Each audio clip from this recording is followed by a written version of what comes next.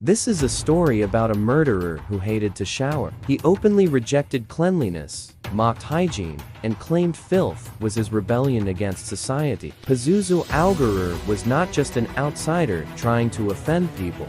He was a manipulator who turned his home into a magnet for vulnerable individuals, using chaos, fear, and control to create an environment where murder could happen without immediate consequence. Before he was known as Pazuzu Algarad, his real name was John Alexander Lawson. People who knew him described him as aggressive, unstable, and deeply antisocial. Eventually, he legally changed his name to Pazuzu Algarad, adopting the identity of an ancient demon associated with destruction and disease. Pazuzu openly embraced Satanism and anarchism, rejecting basic societal norms. He deliberately refused to bathe, claiming that cleanliness represented submission to authority. Over time, his appearance became more extreme. He filed his teeth into sharp points, covered his body in disturbing tattoos, and decorated his surroundings with satanic symbols. He spoke openly about his hatred for society and authority, often boasting about violence in a way that many dismissed as empty talk.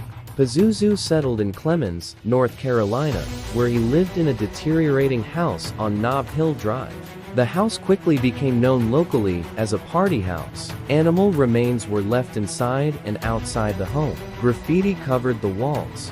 Despite this, people kept coming. Young adults, runaways, drug users, and people with unstable lives were drawn to the house. For many, it felt like freedom, but in reality, it was a trap. Pazuzu used the party environment to attract people who were already vulnerable, then slowly asserted psychological control over them. He bragged about killing animals and talked openly about murder. Some people thought he was joking, others were too afraid to challenge him. When someone disappeared, it didn't immediately raise suspicion. That lifestyle created the perfect cover. Two men who became part of this environment were Joshua Frederick Wetzler and Tommy Dean Welch. Neither disappearance immediately triggered a major investigation. They were adults living unstable lives, and their absence did not set off alarms right away.